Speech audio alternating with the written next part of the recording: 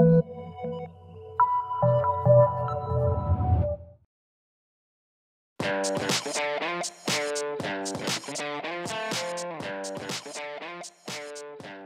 Quest VIII and I had what could reasonably be called an unhealthily codependent relationship. Back when Square Enix put out this Japanese role-playing game in the United States at the end of 2005, Dragon Quest, had existed for over 20 years, and it had not quite found an audience in the US. It had a very prominent, history in the NES, but since then it had faded, and this was going to be its grand moment to be reborn on the PlayStation 2, sort of a modern thing akin to Final Fantasy X and all these other very cinematic and grand sweeping RPGs. I, meanwhile, was trying to get away from sort of these grand cinematic RPGs like Final Fantasy X into something a little bit more crunchy, a little bit more gameplay-centric, which is exactly what Dragon Quest VIII was. And we found each other at exactly the right time.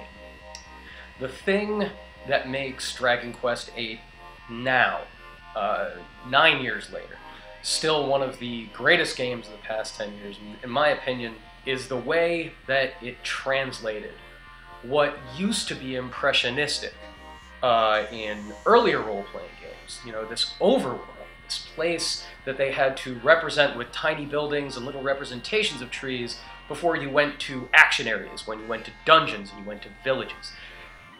This blew up that impressionistic presentation into a full, real world. Every place you see in the world of Dragon Quest VIII is a place you can go.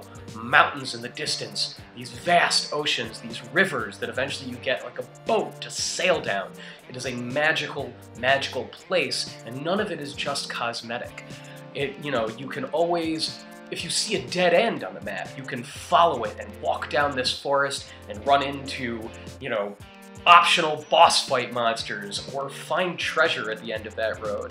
And it's never as vast and seemingly full of different stuff like a Skyrim, or even a World of Warcraft, which was a contemporary of Dragon Quest VIII when it came out back in 2005. But at the same time, if it didn't have that scale, it was still far more specific. There was always one thing that you would see at the end, and it made everything feel very compact.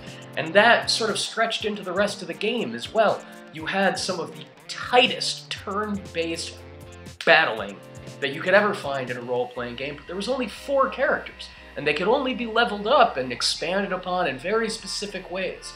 And this game went on and on and on. It was constantly introducing new little pockets of story, new little things to do, and it somehow transformed that classic grind of role-playing that Dragon Quest helped establish into something that felt smooth and seamless and deeply modern while still being deeply traditional.